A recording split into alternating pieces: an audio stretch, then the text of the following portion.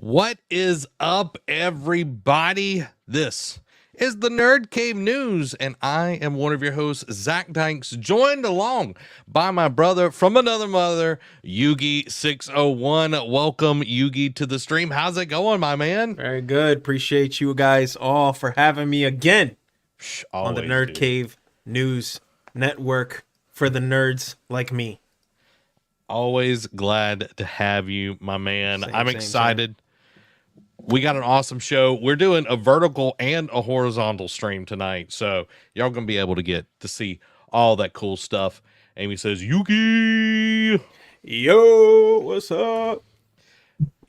Now we got awesome stuff, guys, because we're gonna be talking about a lot of cool things. Joe, welcome to the stream. Hope you're doing well. Marilyn, welcome to the stream. Hope you're feeling awesome tonight. Marilyn just had surgery, so hoping she is doing good and recovering. Guys, we got a great show this week in gaming. More layoffs are here at EA and PlayStation. A Star Wars game at Respawn has been canceled. Ubisoft is dropping all the Assassin's Creed news and much, much more. Guys, y'all let us know how you are doing down in the comments, because we're going to move to one of my favorite sections. What you playing? That's a good question. What you been playing, Yugi?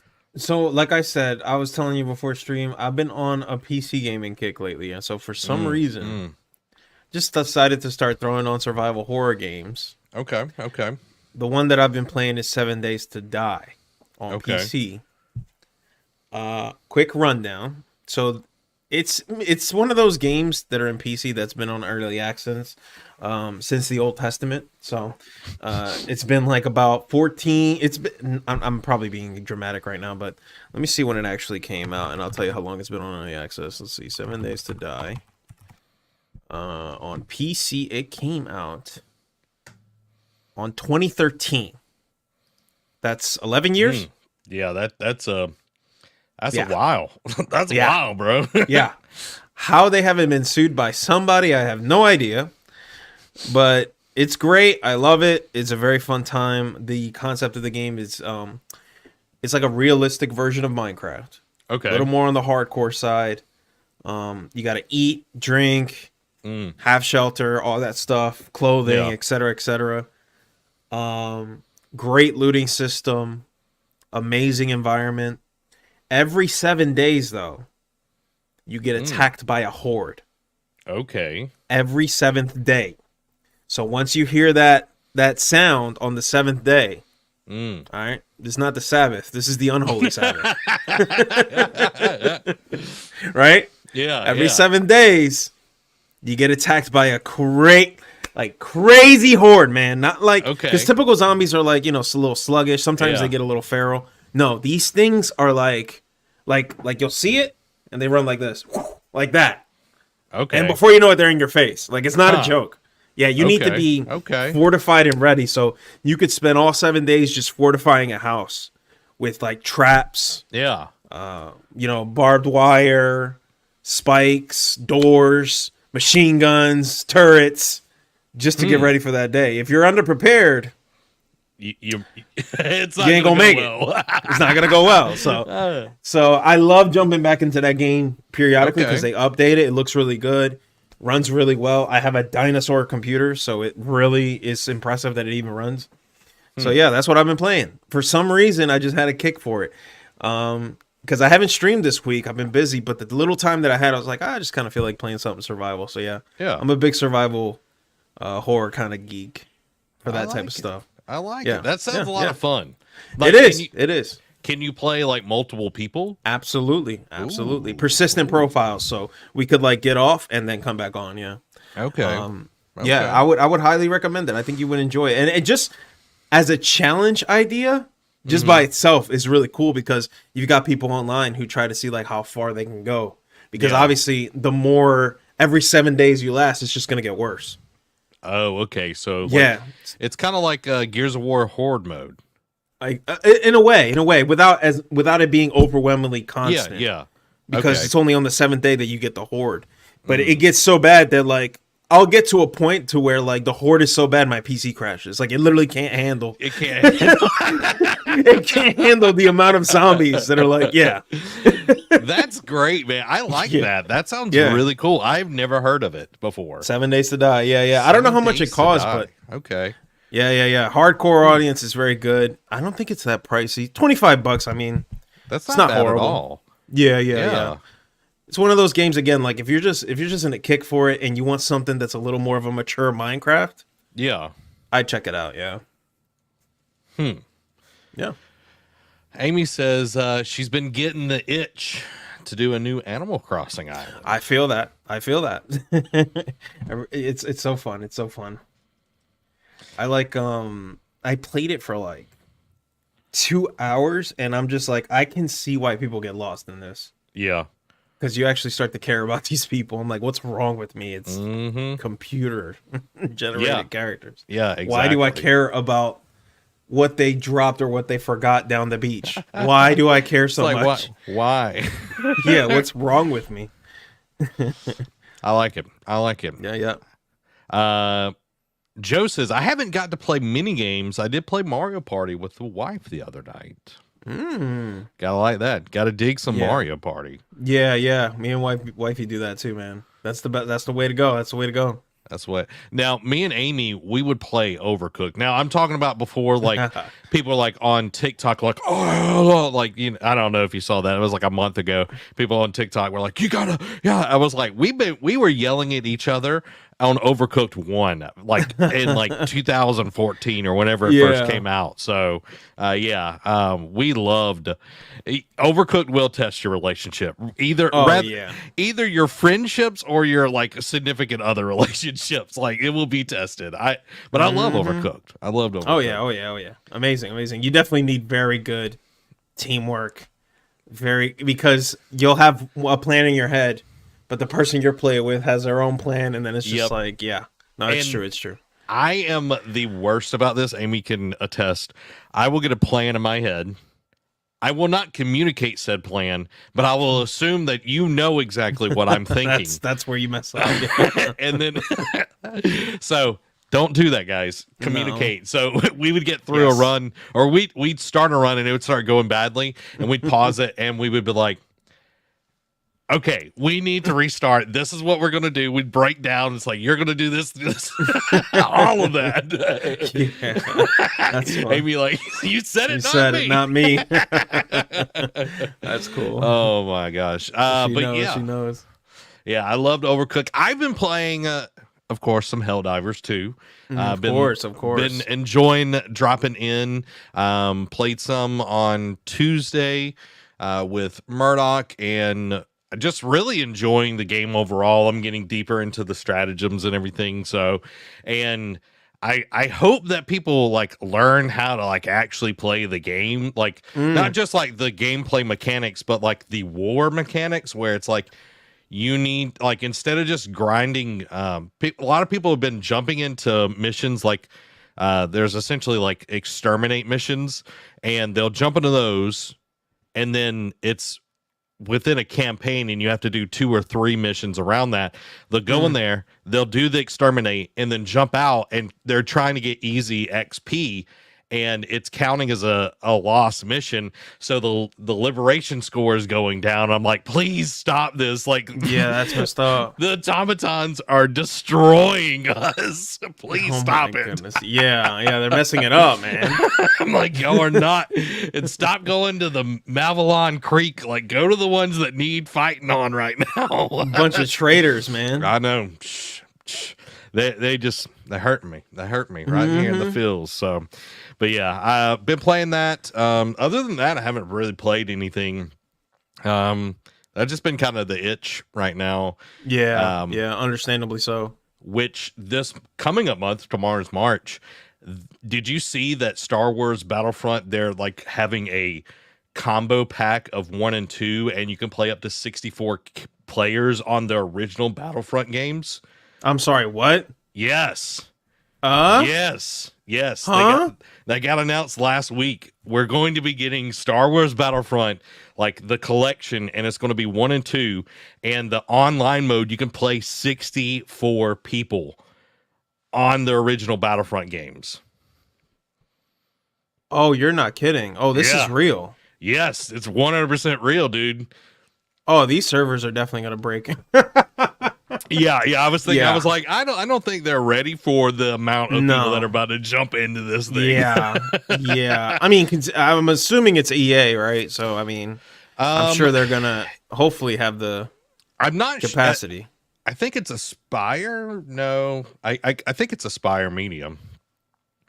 Let's look. Battlefront. Yes, it's Aspire Media that's doing it. Okay.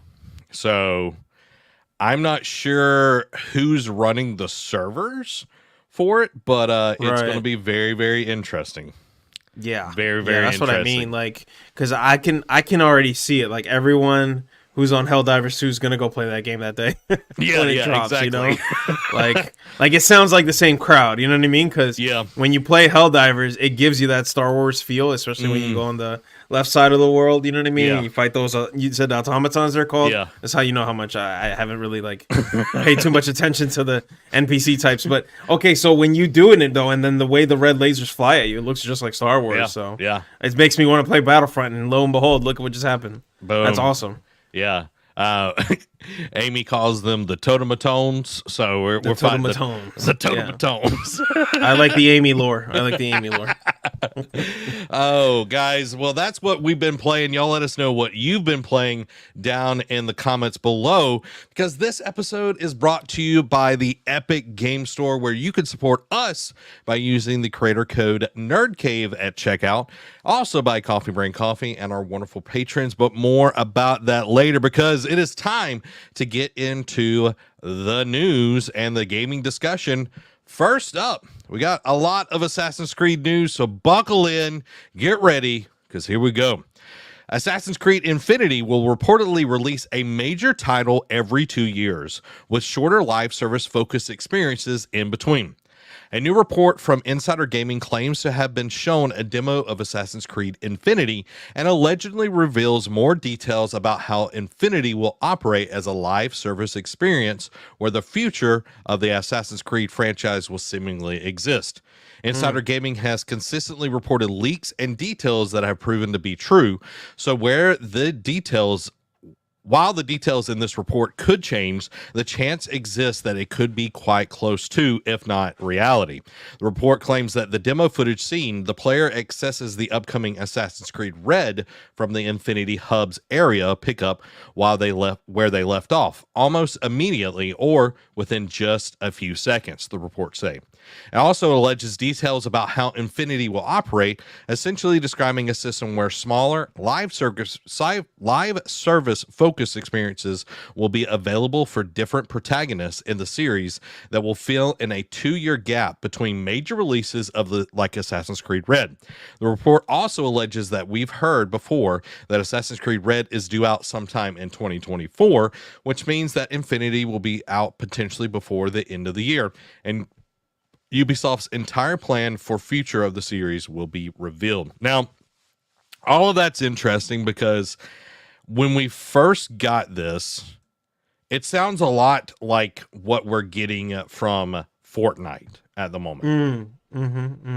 You know, like they've got the hub, they've got, where you can launch into the Lego experience, or you could do the racing, or you could do this, all of that. You could do the essentially Guitar Hero on there and everything.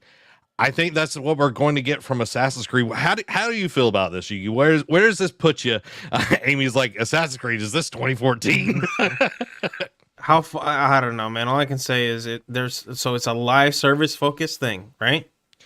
Yes, but we're still going to be getting like standalone like titles within this. Within this, yeah. I don't know, man. Color me skeptical. It may be a good deal. It may be better bang for your buck, but it just something about it is just like, why are we so afraid of just the solid offline experience, single player? What are we doing? Yeah. You know, like how many times do the Sony exclusives have to like come out for you to guys get the point that like you don't need to do this model in order to make a good game? But I guess at their level, maybe they have to. I don't know. What's the excuse at this point, to be honest with you? Live service Assassin's Creed just makes me want to throw up. Yeah, it feels like that episode of SpongeBob is like, how many times do we need to teach you this lesson, old man? Yeah, like how many times? It's like, I love young people. And that's definitely how it feels with like live service overall. I think Helldivers is like the one live service game that I don't feel like ick about. Yeah. It's like it's done really well, and you can actually get all the credits that you need from literally the store and playing some of the missions. Yes. So like I think that's super impressive. Thing. Yeah, it is.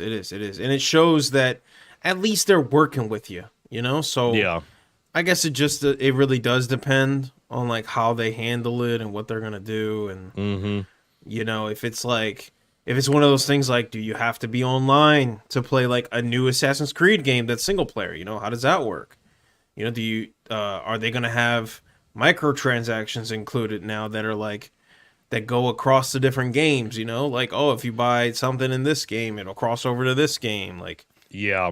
Kind of like what they're doing with COD. Like, I don't know. I'm not thrilled, but we'll see how they handle it. And I don't know. I'm super doubtful. Like, it just doesn't sound like that's the place for Assassin's Creed, some live service game. But if it's going to be a bunch of single player games, we'll see. I mean, I don't know. Yeah, I don't know. Yeah, it feels like they're just trying to shoehorn everything in, because like even with Fortnite, it's still a multiplayer game. It's been a multiplayer game the whole time. And Assassin's Creed's multiplayer hasn't been the best experience. Right. You know, like I remember Unity, they introduced where you could do some missions together. But before that, it was like, it just didn't work that well. It wasn't really thought of. It felt like it was like just shoehorned in and everything. So right. Only time will tell, guys. Y'all let us know. Drop your thoughts in the chat. We got more Assassin's Creed news. Rumor: Assassin's Creed codename Hex is the darkest Assassin's Creed game ever. Ubisoft's upcoming Assassin's Creed codename Hex will reportedly be the darkest entry in the long-running franchise to date, according to a new report by Insider Gaming. Not only will the game be the darkest Assassin's Creed game yet, but it will also reportedly feature a female protagonist known as Elsa, although Henderson claims that this is the character's current name and is subject to change. Assassin's Creed Syndicate and Assassin's Creed Chronicles China both featured a female protagonist. They didn't include Assassin's Creed Liberation, which was a great PS Vita game. Although in the case of the former, Evie shared the spotlight with her brother Jacob, with players able to switch between them.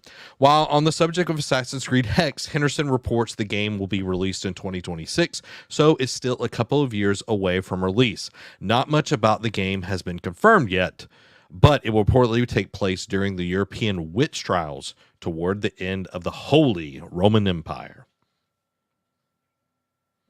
Toward the end of the Holy Roman Empire. So they're going for it. Yeah.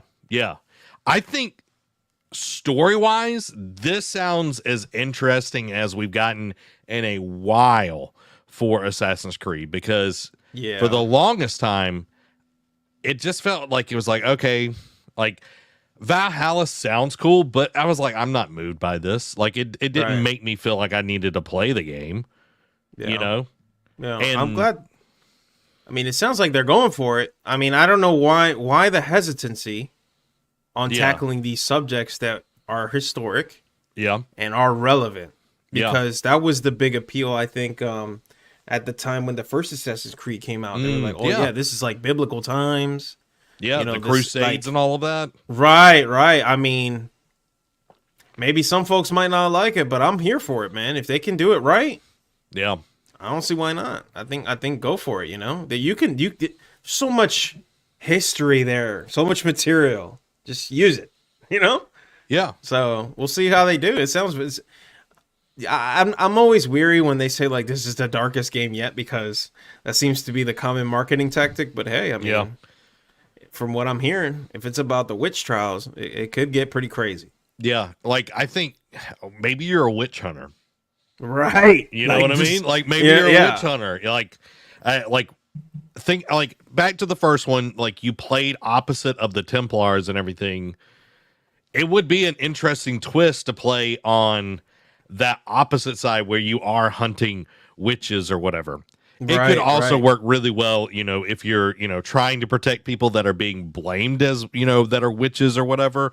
I think that would be interesting as well. But there's a lot to play with there that, you know, can be interesting because, again, we haven't got a really cool Assassin's Creed like thought process in a while. Black Flag was really cool, playing as a pirate. 3 almost had an interesting thing, but like 3 is my least favorite Assassin's Creed. Wow. I think it's, in my opinion, the weakest one. You know, not past the other ones, the more recent ones. I did like Origins. I thought Origins was really good. Yeah. So. Yeah, I heard it was really good, yeah. But guys, we're not done yet. We got some more Assassin's Creed news. Ubisoft reportedly has another Assassin's Creed remake in the work outside of Assassin's Creed 4 Black Flag. Leaker Tom Henderson has claimed that Ubisoft has another Assassin's Creed remake in development alongside the previously rumored Assassin's Creed 4 Black Flag remake known as Project Obsidian, which sounds really, really cool. It does. I'd already buy it right then and there. Speaking in an extensive report to Insider Gaming regarding the French publisher's plans for Assassin's Creed Infinity, Henderson mentioned a number of upcoming titles in the works, including another Assassin's Creed remake, which are all scheduled to release by the end of the decade. And when I heard that, when I started end of the decade, I was like, my God, we're getting old. We're getting old over here. You can't be messing with us anymore, guys. Just come on. That's literally all we know right now on this mysterious project. And at this point, Ubisoft has yet to confirm that Black Flag remake is even in development. However, a report last month claimed that the remake of 2013 swashbuckling title entered production in September 2023, so we won't see that for a good while. If we have to hazard a guess at what other Assassin's Creed remake is in the works, I'd probably say Assassin's Creed 2 due to its popularity among fans. Also, the case for Black Flag. Although part of me would love to see the original game get a modern overhaul, which I would love that as well, because Assassin's Creed 1, it does not hold up. Like the mission type and everything, rough. Having to eavesdrop, having to pickpocket, like, woo, it was. The story's cool, but the gameplay is not great. Holding up and everything. A little dated, yeah. Yeah. So, what are your thoughts on this, Yugi? So, I think when it comes to a remake of Black Flag, like, I'm okay with that. I do like the concept of it. I haven't played it, but I can't imagine a single person that didn't sing nothing but high praises for it. I didn't know it was that old. I actually forgot that it came out in 2013. Yeah, I forgot about that too. That's wow, because it feels like why does it feel? I guess it's because like how relevant it is. You know what I mean? Like how well spoken of it is, and it's still in like the talking circles. That it feels like it was a lot more recent than that, but 2013, I mean, that is pretty old. So, yeah, you know, bringing it to a potentially newer audience, I'm okay with that. And considering that I haven't played it, I mean, I'm looking forward to seeing what they do.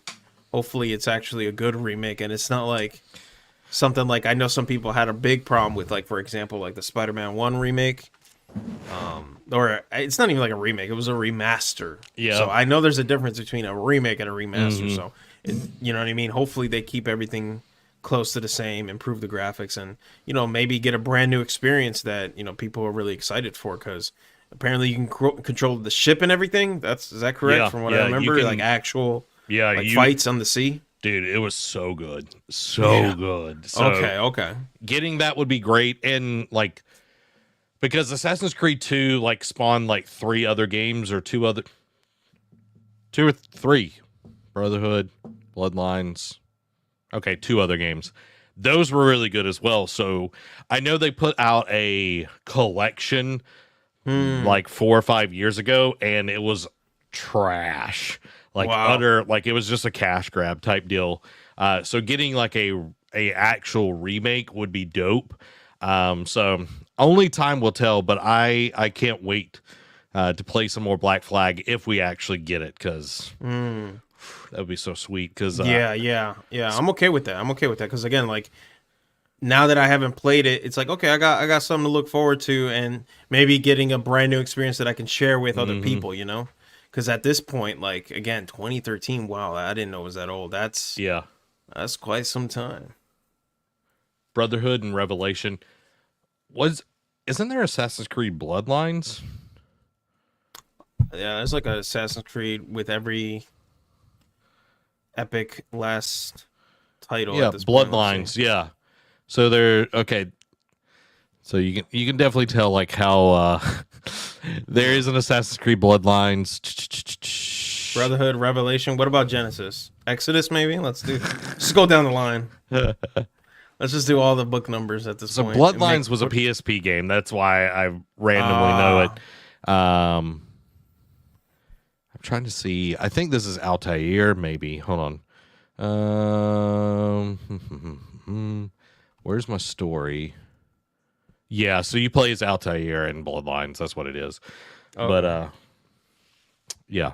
Assassin's Creed 3 Liberation, you were, like, in New Orleans. Really good game. Okay. It's now, like, you can play it on other consoles, but it first came out on Vita, and it was great. Wait, what? What's it called again? Assassin's Creed Liberation. What? Yeah. This was a Vita one? Mm-hmm. No kidding. Yeah, man.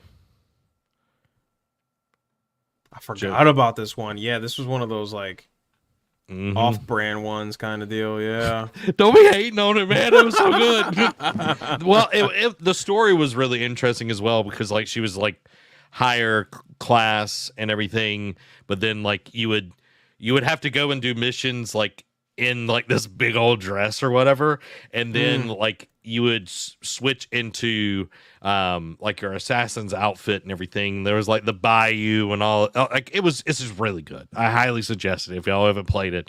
But I'd go Black Flag before I went with this one, just personally. Yeah, I mean, it looks good for an older game. Looks pretty good. Yeah. I'm watching it right now. Yeah, pretty cool. Well, guys, that is all our Assassin's Creed news, but there's another series that just can't stop and won't stop, as the great poet once said. Let's talk about some Pokemon Present highlights. First up, Pokemon returns to Kalos with Legends Z to A in 2025. However, it won't let you explore all of the Kalos region. During the recent Pokemon Presents stream celebrating Pokemon Day, we got our first look at the next major title coming to the Nintendo Switch. Called Pokemon Legends Z to A, the teaser suggests the game will be set in Lumino City, a Paris-inspired area first seen in Pokemon X and Y, which X and Y is a good game. It's not just a long-awaited follow-up to the Pokemon Legends Arceus, it's an overdue return to the world of Pokemon X and Y. The teaser, which does not contain any actual gameplay footage, shows a Pikachu hopping around the city made of glowing blue lines. While it's not immediately clear that the city is Luminosi, whatever. You know what I'm talking about. Eagle-eyed fans will notice many familiar friends from the generation of games, including Pyroar, Flabébé, Klefki, and Hawlucha, which I like Hawlucha. These images are juxtaposed with architectural sketches and words, urban redevelopment plan. This would suggest that Pokemon Legends Z might take the place during the reconstructions of Luminos City, putting it in line with the historical setting we experienced with Pokemon Legends Arceus.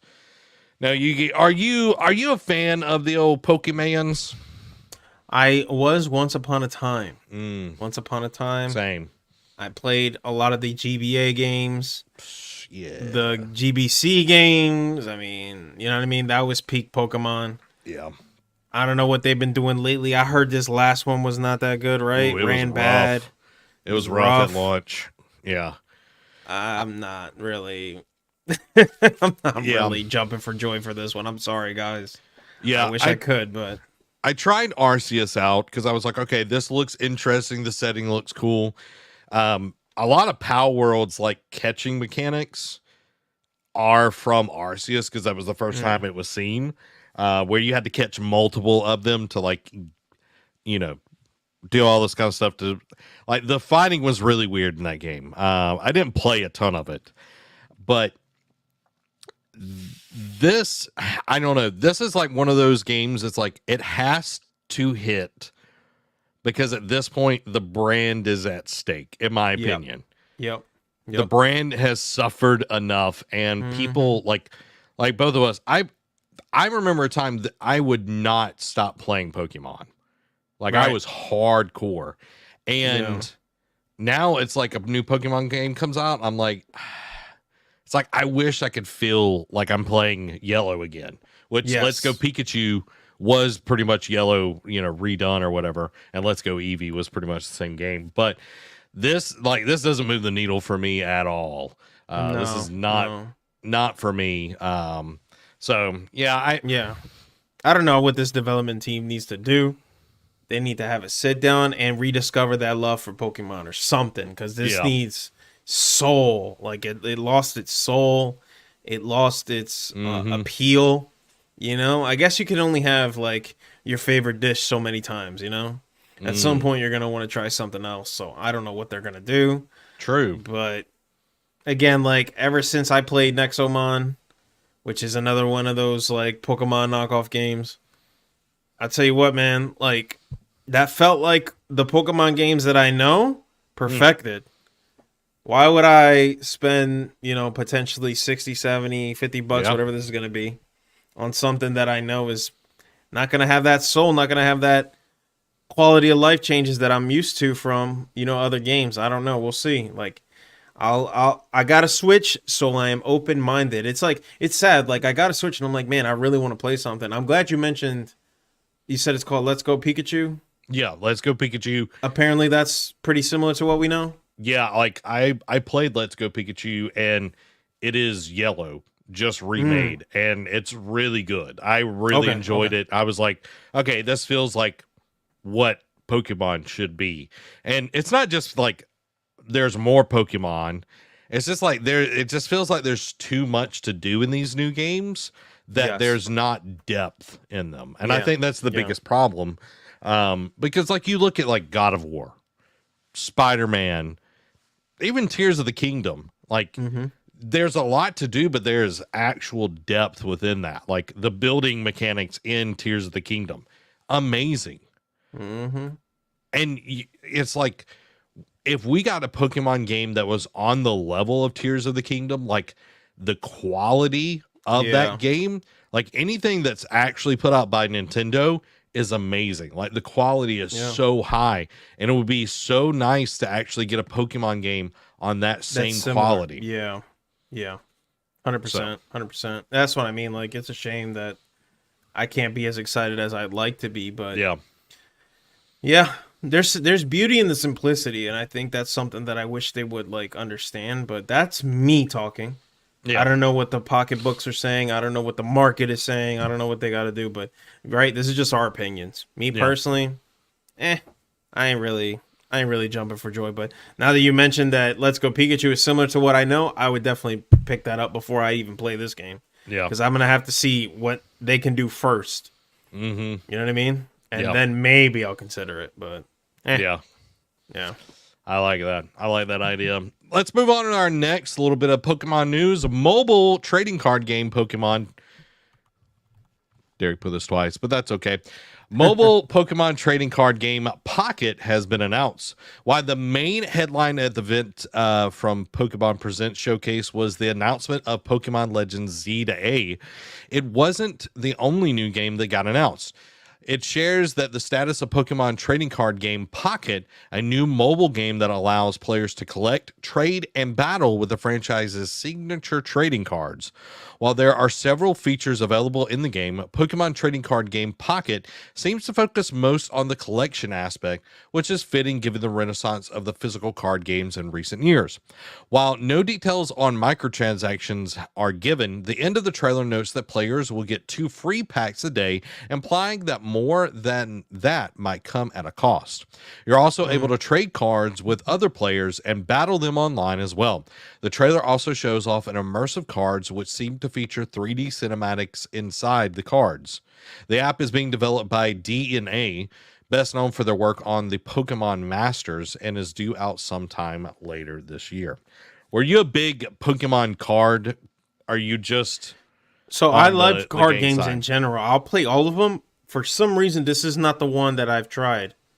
So if they can make this pretty enough and mainstream enough, I will definitely check it out. I love Magic. I love Yu-Gi-Oh! I love... A big one for me is Marvel Champions. Okay. I can play card games to death. I mean, oh my goodness, what's it called? That famous, Legendary, the board card game kind of thing. Love it. What's another one? Ascension. Man, I'm getting real dorky now, dude. You gotta bear with me. You good, bro? You because all my board games are right behind me, man. Let me see. Where is my Ascension? I'm gonna have to kill someone if I can't find it. Amazing. I love card games. So if they can if they can sell this to me, yeah, I'd absolutely check it out. That's probably the only one that I haven't played. Okay. Yeah, I collected the cards. I didn't ever really get into the playing of Pokemon cards just because like the aspect of playing them, like you had to draw energy cards as well. And you would have to expend those. So was it just like that part always was like, I was like, yeah. You know what I mean? That's like something that Magic has where like you can have a game where you draw nothing, basically that game's form of energy. If you don't draw any of those energy or mana, they call it. Yeah. You're screwed the whole game. You're just sitting there, looking at your opponent thinking he or she is cute the whole time while they get to just do whatever they want, So I get that. Whereas with Yu-Gi-Oh, like, hey, as soon as you got it, you can play it. You know what I mean? Typically. Yeah. But yeah, I'm with you there. So we'll see. Like, if they can make a good tutorial, apparently, like you said, they're focusing more on the collection aspect. If they can make it look real pretty, and it's not super predatory because unfortunately, we got to be honest, these Japanese companies. With the gacha games, man, they will milk you. They will milk you. Yeah. So if it's got fair, monetization to where it's not like egregious, I'll definitely give it a chance. I mean, why not? It's an introduction to a game that it's one of the few, for some reason, card games that I actually haven't tried. So and I'm assuming it's going to be free. So why not at least check it out, right? Yeah. Why not? Yeah. To Joe's point, it does remind me a lot of Marvel Snap. Snap, there you go. I played that, yeah, loved Marvel Snap, and the monetization of Marvel Snap was actually like really fair. I never even spent any money on it, and if this toes that line where it's like, okay, we're not getting predatory feelings. It's like we're collecting cards. The battle system is fun. Because that was one of the coolest parts of Marvel Snap. It felt like, oh, I'm learning a new kind of deck to build. It's like, okay, I've got my, my draw deck. I've got my, sacrifice deck. Like I can run like different like things or whatever. And it's like having that with Pokemon. And it's like, okay, start with the original, Start with the original 150. You're going to get so many people that 100%. Love the original 150. I don't know any of these new people, new Pokemon. You know what I mean? Yeah. I'm excited to at least try it out. So that's what I mean. Like if they can really nail this down, this could be something very huge, something very exciting. And it's just like you said, like they know me, they know us, they know their market. I would hope that they know their market because, like you said, They throw the first gen Pokemon in there. You know I'm all up in that. You know what I mean? Everyone's gonna be, especially if they can tap into that same absolute craze mania that they tapped into with the Charizard. Yeah, that was like a phenomenon, dude. Was it especially during COVID, right? Yeah, people were just going crazy for Charizard. Yeah, imagine that digitally. I mean, forget about it. Yeah, I'm like I literally have like one of the original Charizards. It's not one of the the expensive ones, but it's like I had a foil Charizard from like one of the original sets, not the the Holy Grail kind. Yeah, I'm just I'm like, it's like, hey Logan, Paul, do you want? Yeah, man. Yeah. It was ridiculous the type of bread people were making from that because, it was a whole craze. So again, it'd be cool to see that. It's nice to be excited about something. So we'll see. Hopefully they get it right, and at least everyone will check it out, and there will be, and there's another competitor to the other games out there like Marvel Snap. Marvel Snap is so good. I love its simplicity and the way that the cards look and how you fuse them. It's nice. It's nice. Yeah, and like them getting better as you play, they level up, and that's what I meant. Yeah. Yep. I love that. It's really pretty. That game's very pretty. Yeah. Guys, if you're looking for something that's really pretty, a good cup of Joe. Very pretty in the morning. You need that little pick me up. Guys, we got some Coffee Brand coffee here. Exceptional coffee. With no gimmicks and no politics. And they have over 4,000 verified views, and most of those have been 5 out of 5. They got 12 coffee blends, 12 organic teas, and 3 hot cocoa flavors to keep you warm during them cold, chilly nights. And for convenience, they have cold brew and K-Cups available, so you pop that in your Keurig, go on outside, sit on your back porch. As it's cold outside, it's not really cold here anymore, but as it's cold outside, you can warm yourself up, guys. They've got awesome blends from marshmallow hot cocoa to medium roast to some chai tea. But the one that always catches my eye and it just makes my mouth water, the blueberry cobbler flavored coffee. Sounds delicious. Now, the thing that stands out to me about Coffee Brand coffee, it ain't sitting on the shelf like Folgers. Y'all know what I mean? It ain't getting all stale. When you order it, it's fresh. They're going to roast it right then and there to order. So it's going to be the highest quality. So get you some Coffee Brand coffee and elevate your coffee experience. Use code NerdCave at checkout or the link in the description below to get 5% off your order today. Amy says, hot piping coffee. Can't go wrong. That was the name of my barista quartet group that I had. Okay. Don't know why I had a barista quartet group, but Hey, man. No questions asked. No. Is macaroni cheesy? I feel like you brought this up last time, and now I'm scared to answer. I just said that I would answer it, and I never answered it, so I was asking you if it was cheesy. Is it cheesy? It's macaroni and cheese. See, this is what we're doing right now is this is what politicians do, make simple things complicated. Is the macaroni cheesy or is the cheese cheesy? See? Yeah. Let's get philosophical up in here. Yeah. So let's sit down with our thumbs, with our fists. Yeah. Sit on the toilet. Is it the cheese that's cheesy or is it the macaroni that's cheesy? Well, it wouldn't be the thinker, it'd be the stinker if you're on the toilet.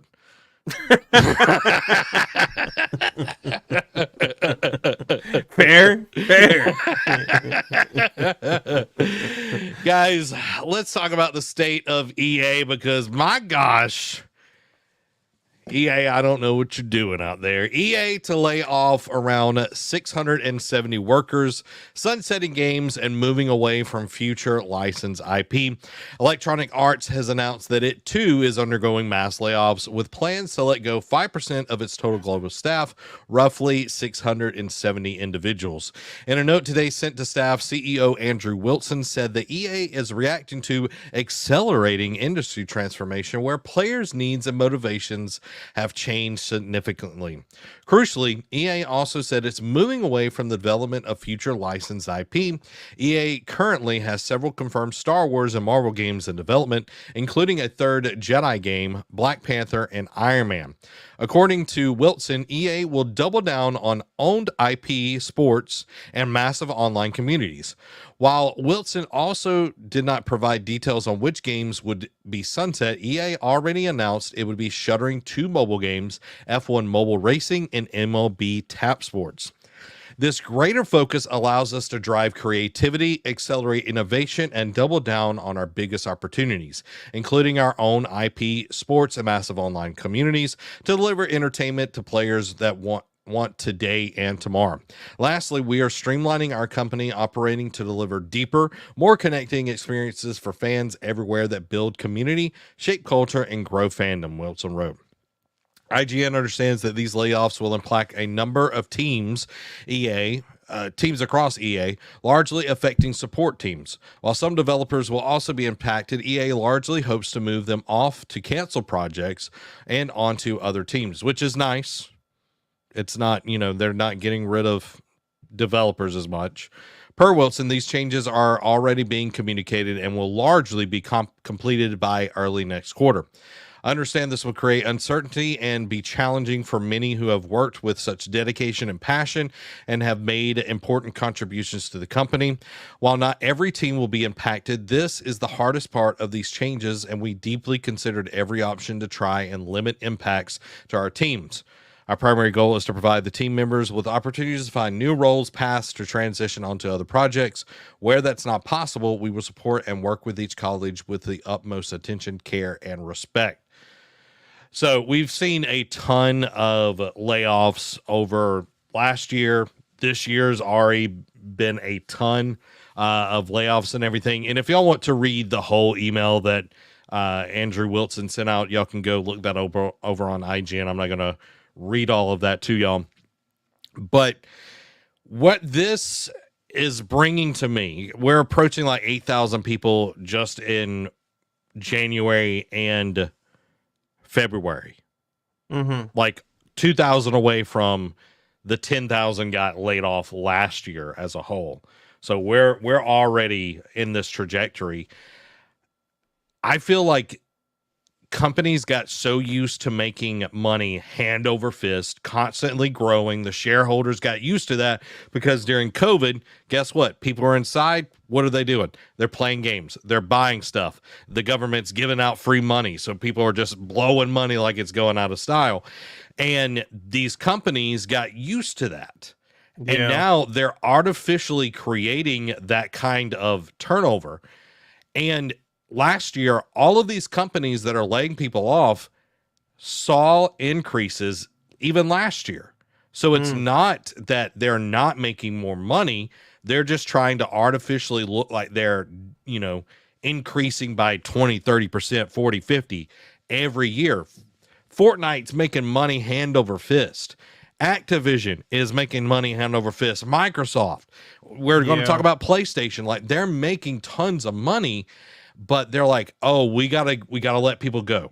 We gotta let people go because we've got to, have our. And yes, I understand that stakeholders are putting money into this and they want to return. But my gosh, at some point, you're going to fire everybody and you're not going to have anybody to make you games. Right. Yeah, I don't know, man. It's super frustrating. It's like I would have rather heard 20 other different things from this company that they know they have the potential for than everything that I just heard. You know what I mean? Like, yeah, it's just, it's annoying. Like, okay. But I'm putting aside the layoffs right now because obviously nobody's happy about that. Yeah. And like you said, they're artificially trying to offset the loss by doing that, and that's pretty obvious. Who asked for a Black Panther or Iron Man game? Marvel. Like, I don't know at this point. But if you go anywhere and you ask for Titanfall 3, everyone's like, yes, yes, yes. Then you see that how they're handling Respawn Entertainment and how, they've got the director of Titanfall still there, but they got him making something that isn't Titanfall. And it's like, you see? Like, you guys are kind of doing it to yourself. So I don't know. It sucks, but they are making good stuff. You know what I mean? Respawn is definitely carrying them. Heavy, right? Like that's the only saving grace. If they didn't have Respawn, I wouldn't care. I couldn't care less. Yeah. So we're gonna have to see what they pull up with, but I don't know who's asking for these other ones. Like, I don't know. It's just more frustrating decisions by EA. Don't even get me started on their sports games. Let's not do that this podcast. Well, that's what I was about to move to because they're, Amy said corporate greed. I 100% agree. But they literally said, we're going to focus on our personal IP and sports games. And we are soon to get a new college football game, which I'm curious to see how that goes, if it will be good. But Madden, it feels and looks the same every year. Like, there's nothing new. Like, they used to be making cool new innovations for Madden, but man, it's felt the same for the last 10 years with just a little bit better graphics, each time it comes out or whatever. They got new songs on there. That's about it. New roster updates. But they make so much money off of these Ultimate Team microtransactions, and where their money really comes from is what used to be FIFA, which is now the football club game. Like, they make so much money off of that. Do you think we see them try again with an NBA game, since they're going to try to focus on? They need to just drop sports completely. And what do I rant? I don't know, man. I'm gonna get hot. What they have done, and I'm not even a football fan, but what EA has done to American football is a disgrace and a crime against humanity. It is disgusting. It is now just it is a shadow of what it used to be. It is just a glorified slot machine. Throw money at it. Instant gratification. Look at these cards. Ooh, ooh, ooh. Let me get the special version of, whatever. Such an insert quarterback here. And people still keep giving him money. And I don't think they realize how much of an addicted cycle they're in. And Madden is just not Madden anymore. I don't know what it is. It is that I don't know what I see. I don't know what these trailers are showing. It got so bad. I mean, you could just watch Angry Joe show. He'll tell you everything better than me. They didn't even put the effort in to take out. I think it was in one of the installments. It was like they didn't even put in the effort to take out the logo of the previous installment from the crowd. Like, you know how there's banners on the crowd? Yeah. It said like Madden 22, but it was Madden 23. It is a absolute disgrace. If you're a football fan and you buy football games, I feel sorry for you. You need to go to never mind, I'm not going to say that. You need help. Okay? Come play other games that are with companies that actually care about your money and will respect you as a human being. Stop buying from these companies. You give them money and they just don't care. They just keep giving you garbage. Recycled garbage. No updated features, no updated nothing. Man, it's a shame. It's a shame, and it frustrates me. But I mean, what else can we say? Until they drop it, I don't know. Then their license get renewed? Aren't they like holding on to that property for like a couple more years? Oh yeah. They've got that. They've got the NFL license. Now, I'm curious, with FIFA going the way that it did, will the NFL pull their license like Madden, and have others make some NFL games? Because one of my favorite of all time NFL games was NFL Blitz 99. Exactly. so good, man. Like Amazing series.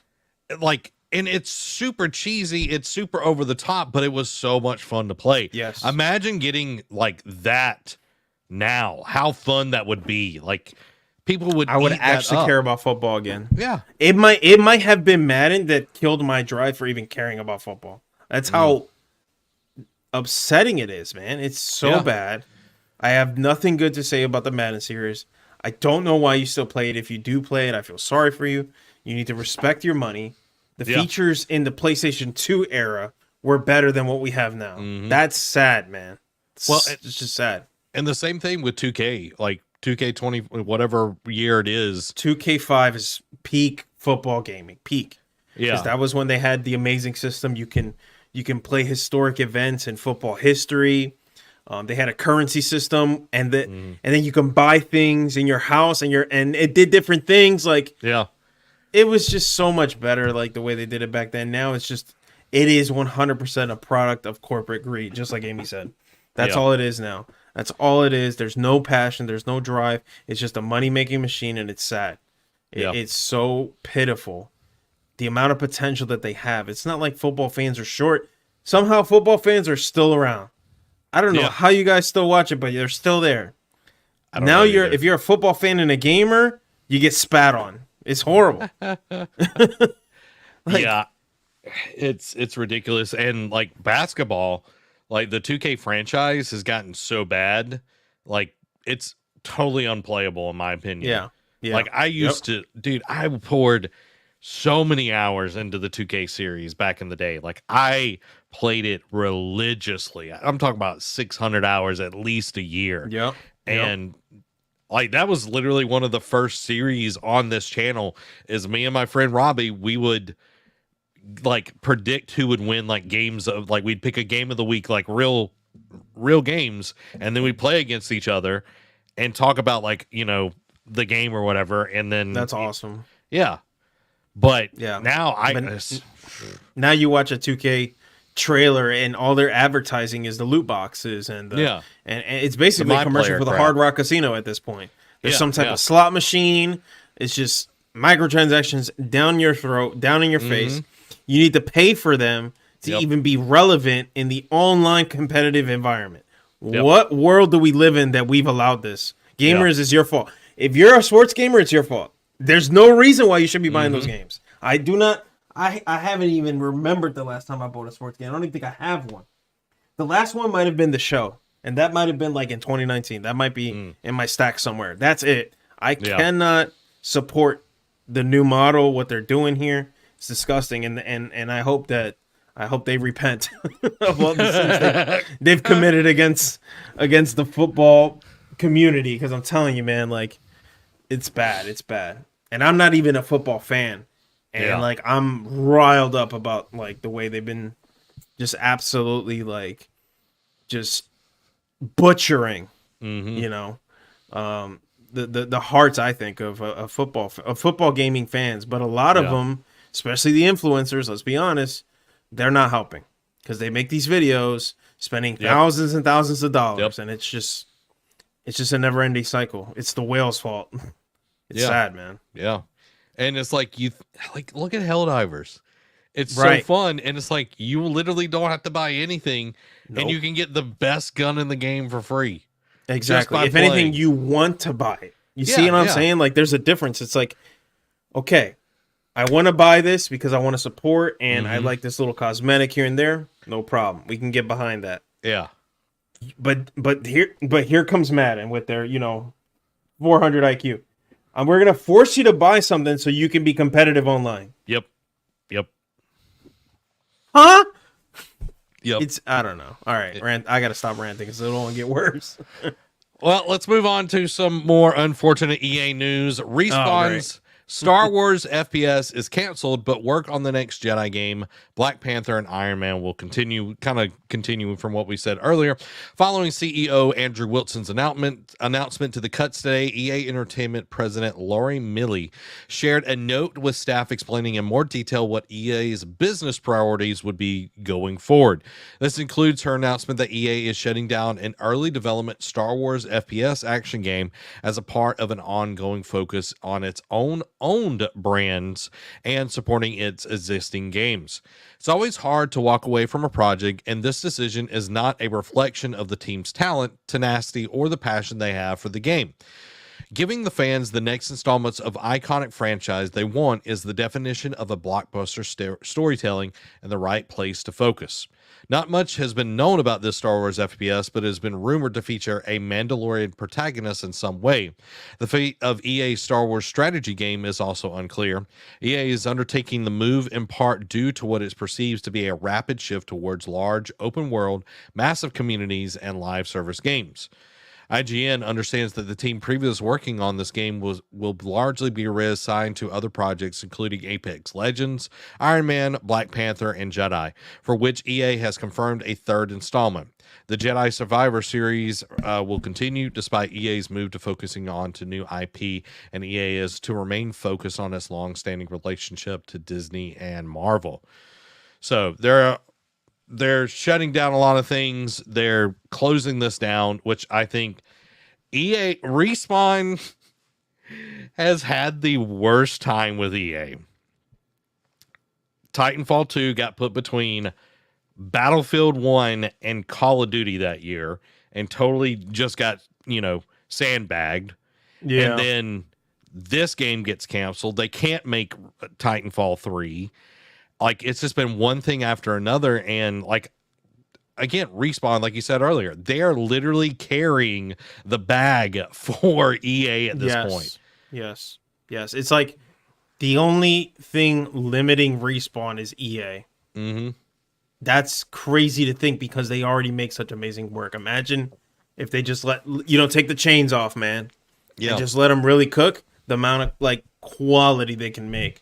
But the corporatism is it shows because it's not Respawn. Respawn does their thing. They cook. They know how to make good games. No problems there. You can see the passion. You can see the drive. But I don't know. Yeah, again, I don't know who asked for those other two games. I don't know anyone who's excited about those two games so far. I'm sure it'll be great games. I'm sure. Yeah. But would I have rather had something like Republic Commando? Absolutely. I would have rather had something like that. You know what I mean? That's such a good game. That's such an amazing game. Yeah. It was perfect. It was immersive. It made you feel like a badass.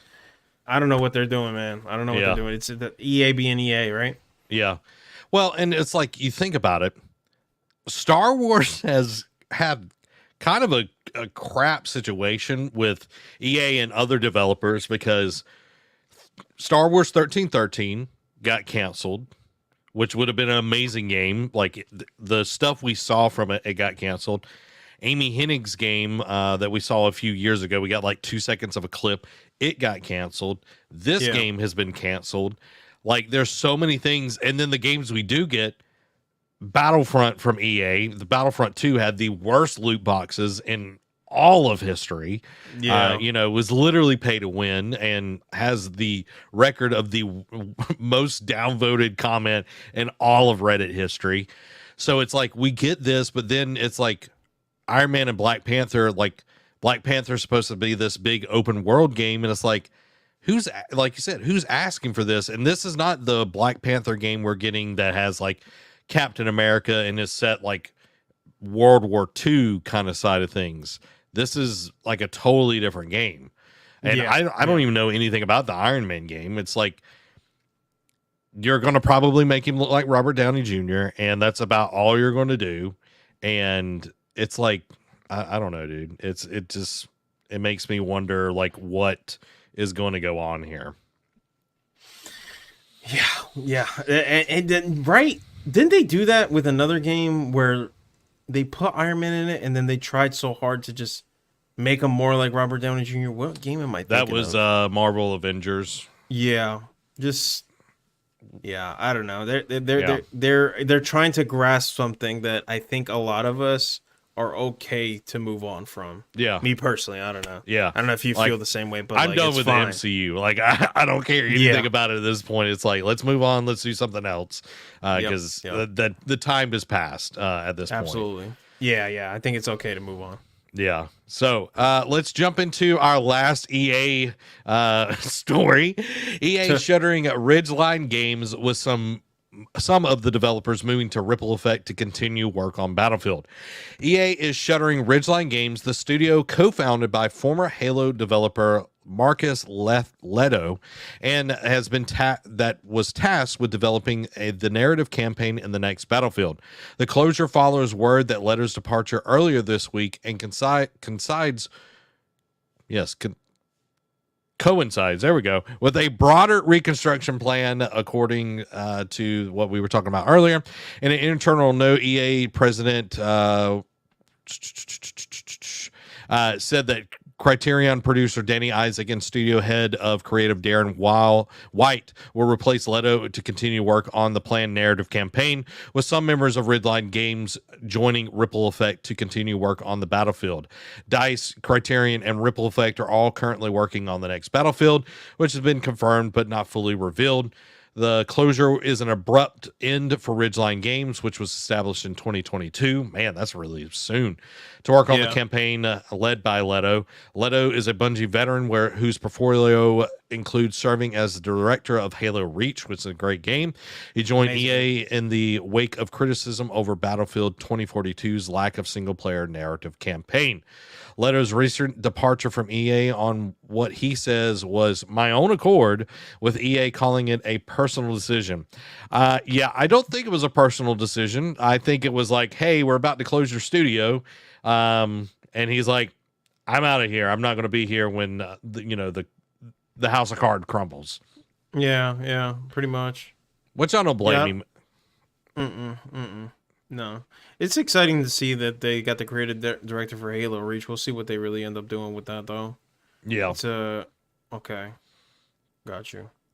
Yeah. So I don't know. Battlefield has been struggling for a while, and like 2042 was like the writing was on the wall. As soon as I saw it, I was like, this is going to be a crap game. Like, this is not going to go well. I know that they've tried to improve it and everything, but I knew, like, it just like the way it looked, it was like, yeah, this ain't going to go well. And when it first came out, man, it was so bad. I played it a little post-launch, like I want to say like 8 months post-launch.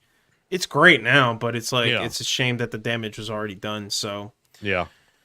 I'm telling you, man, especially when it comes to that kind of game, a game like that comes once every so often, still has a very loyal, dedicated, loving fan base. Yep. You got to hit at launch, man. They got to start hitting these launches, dude. Yeah. They keep missing, and that's what's like crumbling the reputation. Yeah. Yeah. There's no excuse for it in this day and age, It's like, do whatever you need to, do as many alphas, betas, whatever it is to get your launch right, because once it's there, it's done. Like, I know Helldivers had, some server issues, but it was like, that's a small team. Yeah. They had an excuse. Yeah. And everybody was empathetic. That's what, sympathetic to that idea. Company like that, man, you got to stop playing. And the thing is, you know who did it smart? What should call it? I think it was when Modern Warfare first came out, when they remade it, made it a little more modern. Like the way they marketed it, the way they released betas little by little. They got the influencers involved. Like, hey, this is the 2v2 mode. Let's just show this off first. And they kind of built to it. That's what they got to start doing, man. Stop being afraid of, like you said, doing these beta tests just little by little. You know what I mean? Like, let everybody know, look, this is a beta test. I don't know why they're just, it's like they know what to do, but they refuse to do it. And it's probably, like you said, costs. It's cheaper to just drop it and then fix it after, right? Yeah, it's like you got everybody's money. It feels like a gotcha scheme where it's like, we got your money. And then it's like, people get shy of buying games. And that's why then we get into this live service thing where it's like a free-to-play kind of deal, but it is like you're paying out your nose. And it's like, if y'all would actually make good games, we wouldn't be afraid to buy games, you know? Yep.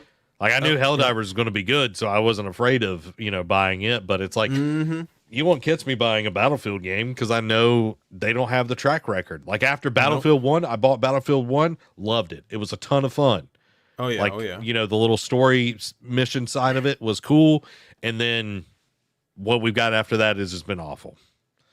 So, yeah, I don't expect much from this, but time will tell, man. They're gonna have to, they're gonna have to do a lot to even do that. But again, like, how much heartache is too much heartache? You know what I mean? At what point do you kind of just? Because again, like, do you remember the BattleBit hype? It was a Battlefield-like game. Looks like Minecraft. Everything's fully destructible. okay. It was very, very popular. It like blew up. And the biggest prevailing narrative when that happened, let me see when it came out. It came out, I think, last year, middle of the year. Let me see. BattleBit Remastered came out. Let me see. Okay, so 2013. I'm not getting a specific date. Let me see if I can get a specific date. June 15th. Okay. This game came out the first 2 months when it came out. The biggest prevailing narrative. Yeah, look, 1.8 million copies sold in the first 2 weeks of its release. Yeah. The reason why this game, right, excelled as well as it did was because of what Battlefield 2042 failed to do. Right? This game allows 254 players. Battlefield 2042, I think it's like way less than that. Let me see. Yeah. How many players I guess can play in a map in 2042? Let's see. I think it's 128. Like okay. 128 is the most in Conquest mode. This is 254. Whoa. Dang. Right. That's a That's war. a lot. Yeah. Proximity chat. So the memes and the stories are crazy.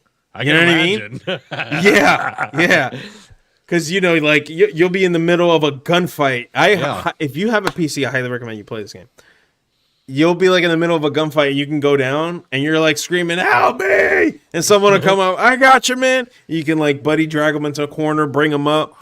Whoa. It's amazing. Yeah, it's amazing. But it's, like, Minecraft looking, so it's funny. It runs well on anything. You can play it on a dinosaur PC like mine. But the fact that the entire environment is destructible, nothing is safe. You can blow it up if you can see it, and you got the grenades or you got the tanks, you can blow it up, right? Very, very large scale battles. Proximity chat is great. You can prioritize it. Like, it did so many things that I think Battlefield was supposed to do. Yeah.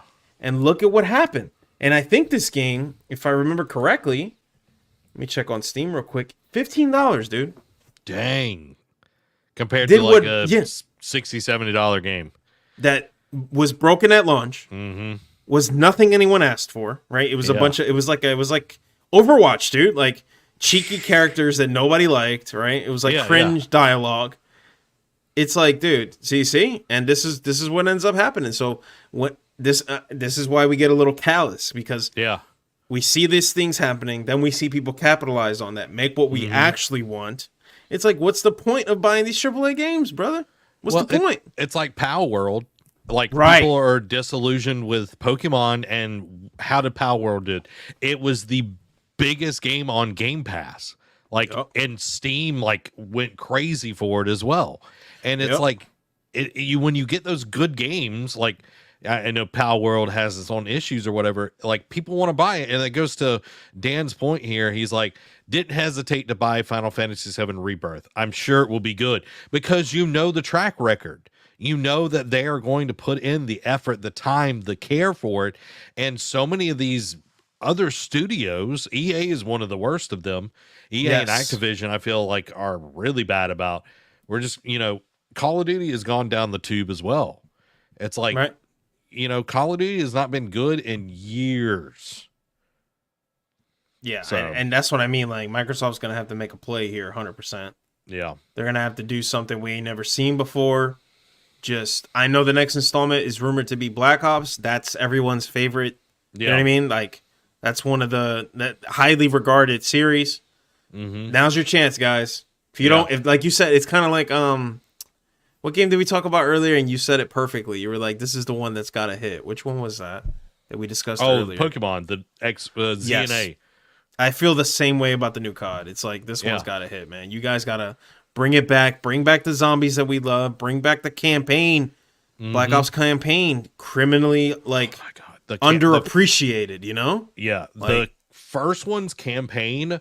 Oh my gosh! Like, and the second one was good as well. Like, they were mind benders, and I love that. Like, it wasn't so straightforward. Like, I remember, Modern Warfare like had a really interesting ending with the general and all of that, but it's like Black Ops had that, the numbers and all of this. It reminds me of like Boxcar 13, whatever, like with the Winter Soldier, like the activation for that person or whatever, like super cool. Yep. Joe's like, imagine asking a game for a story. I know. Yeah. And you ready for this? Okay. And then I'm going to hammer this point because it's very important. And this is why I'm going to say I'm personally just sick and tired of the excuses. Again, BattleBit remastered, right? 250 for, players on a map. Yeah. Proximity chat's got all the features that everyone's been asking for from previous, Battlefield installments, right? Destructible environments, better vehicles, better teamwork, loadouts. Good loadouts for your guns, good classes for your characters. 3 people, Zach. 3 made this game. 3. Holy moly. 3. Wow. Not 300 or more that these companies have. 3. That game, right? 1.8, do the math. 1.8 million copies sold for $15. You do the math. Come on, EA. You got to stop playing, bruh. Yeah. You got to stop playing. Yeah. 3 people. That's crazy. But no excuses. It's no excuses. And it's like they weren't getting paid to do that originally. Nope. It was a passion project. And then it turned into something. A multi-million-dollar profit. Yeah. Only a 3-way split. That's an easy. Hey, I'll take a piece of that pie anyway, bro. Yeah. I'd definitely take that split any day. Yeah, that's I just did the math a little bit. Almost $9 million a pop. There you go. Yeah. Just probably doing something that they were doing after work. Yeah. You know what I mean? Like, come on, man. Come on. Yeah. I think they are, Dan. I think they're sitting pretty right now. A little bit. They're doing all right. You see? And, it's like with that money, even if you took a percentage of that, put it back into the company, you're able to hire more developers to develop new things for the game.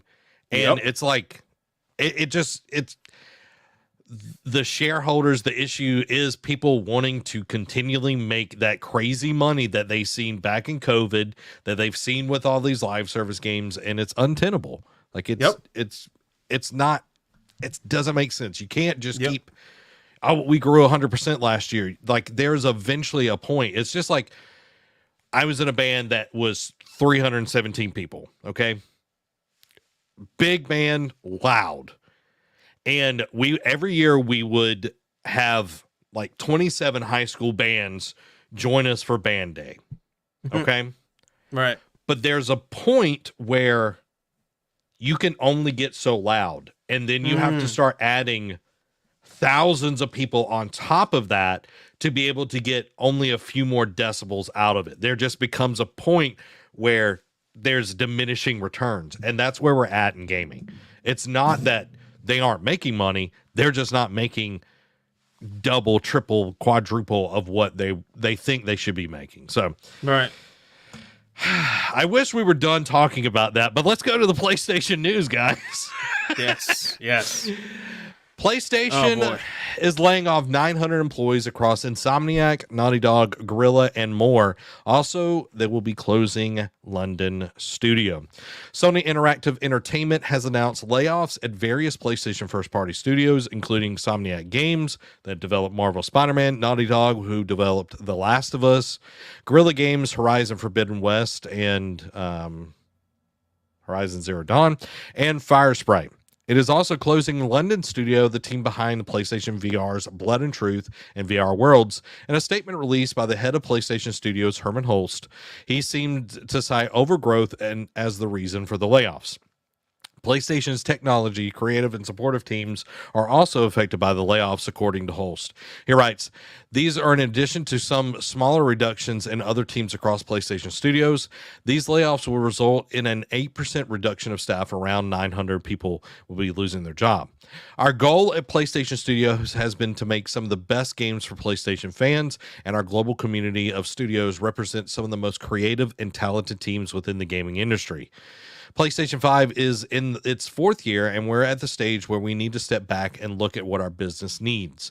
At the same time, our industry has experienced continuing and fundamental change, which affects how we all create and play games. Delivering the immersive, narrative-driven stories that PlayStation Studios is known for at the quality bar that we aspire to requires a reevaluation of how we operate. Delivering and sustaining social online experiences, allowing PlayStation gamers to explore our worlds in a different way, as well as launching games on additional devices such as PC and mobile, requires a different approach and different resources. To take on these challenges, PlayStation Studios has to grow.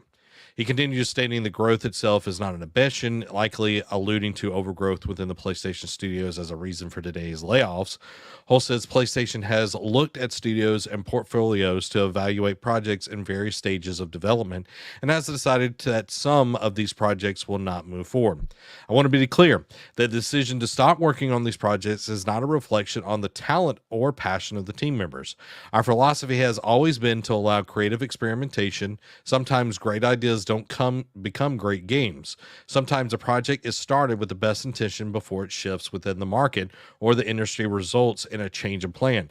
I am deeply saddened to see the individuals leave the company. I have so much admiration, appreciation, and respect for their work. PlayStation Studios will continue to be a creator-led organization by evolving our beloved franchises and bringing new gameplay experiences of the highest quality to our fans. So that is a lot to say. We have wasted money. We have wasted money, and Jim Ryan has a statement, which I'm not going to read Jim Ryan's statement because I don't care what he has to say because he's leaving. But like you look at PlayStation, they were all gung-ho about live service games, and then it was like, oh, this is not the way we need to go, and they spent crazy money on several live service games, and then they just killed the Last of Us like live service game out of nowhere. It's like, oh, we're not doing it anymore. Yeah. And it's like, okay, you spent how much money on that? Right. You know what I mean? It's just, it's mind boggling. And it's like, okay, you were looking at the industry, but then look at Helldivers. Like, it sold crazy. It launched day and day on PC and PlayStation. So I think that's something we will see. But it's like they're saying, oh, we've got to change. We got to do all of this. And it's like, how are games going to stay at the same quality that we are expecting? Yeah.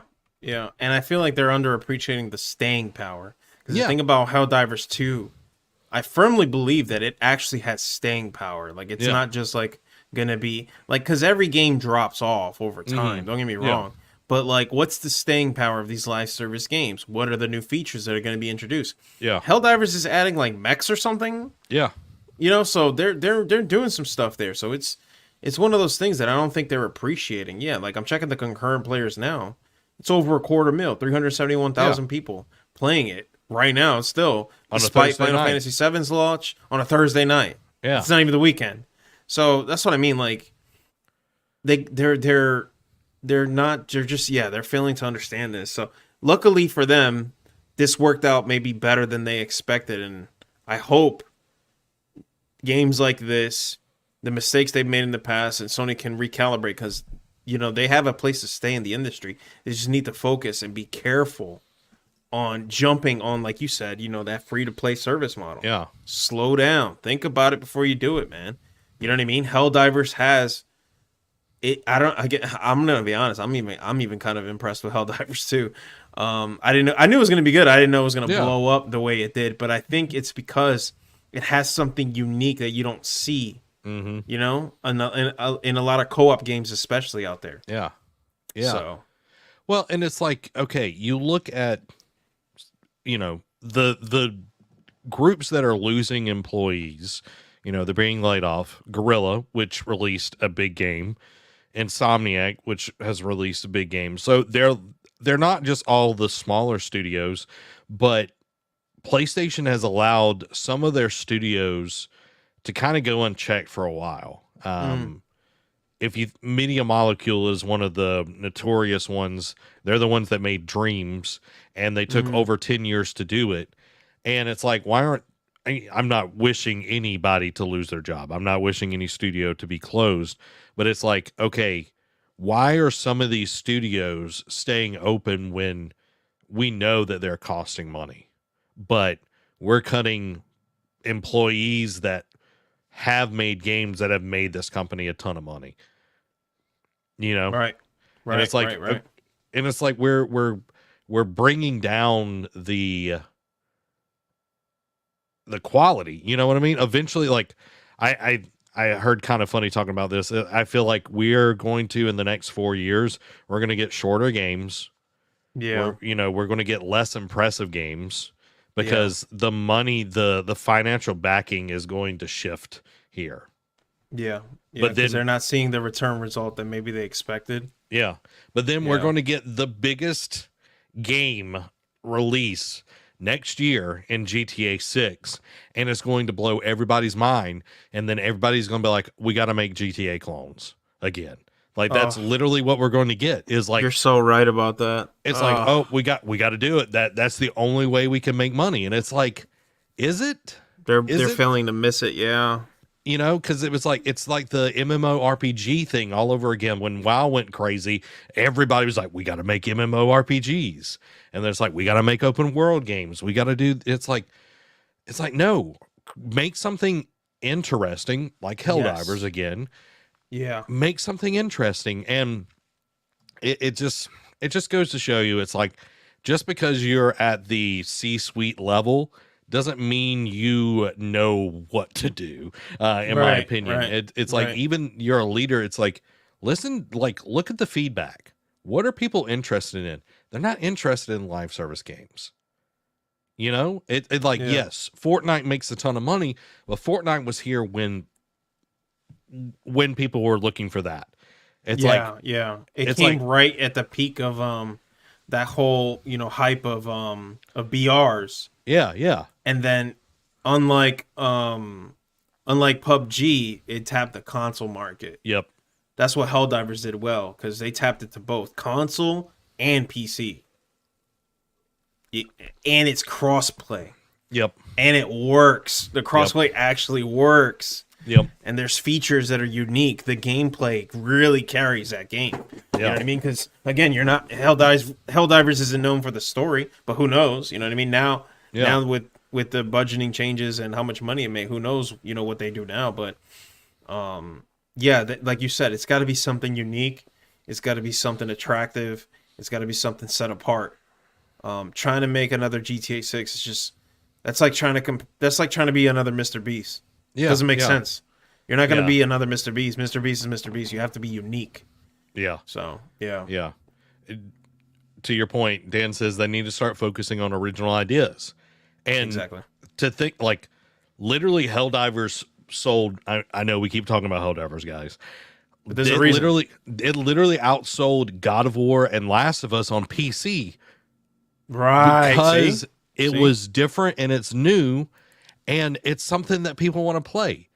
Yes, it's multiplayer, but I think if, the games that do go on PC from PlayStation always do really well. But I think them waiting for a year, 6 months, whatever, like, definitely takes a little bit of the steam off, because people that would play it probably have watched somebody play it on YouTube at some point, a good chunk of that. So, but I think a lot of this as well is these companies buying so many freaking developers, they've been avarice about just getting developers under their, studio and everything. Microsoft with Activision Blizzard, Sony with Bungie. There's several different instances. Bethesda going with Xbox as well. And then Embracer Group, they literally bought 27 studios within a year. And now, like, they've been laying off a ton of people. And then they're literally trying to sell one of their bigger developers off right now.